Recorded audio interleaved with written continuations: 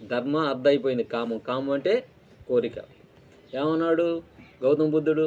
కోరికలే కర్మకు మూలము. అన్ని కారణాలు ఏంటంటే కోరికలే. ఆ కోరికలు అదుపులో చేసుకున్న వాడికి ఏమీ లేదు.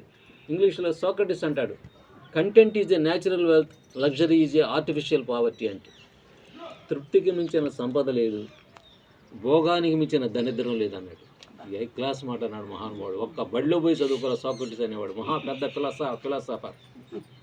తృప్తికి మించిన సంపద లేదు, తృప్తిపడు, ఉండదాంతో తృప్తిపడు, అంతేగాని అది కావాలి ఇది కావాలని చేయవాకరా.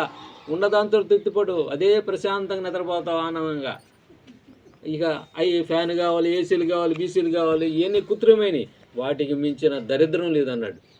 అర్థమైంది? అయ్యో కాసేపు క్షణకాలం నీకు భోగం అర్పించినప్పటికీ వాటి వల్ల నీకు దరిద్రమే తప్పితే ఏమి లేదురా. ఇప్పుడు బాగుపడ్డా రేపు పొద్దున వాడికి లెక్కలు అప్పలు చెప్పాలరా బాబు, వద్దు నీకు అవన్నీ వద్దు, ఉండదంతా తృప్తిపడరా బాబు.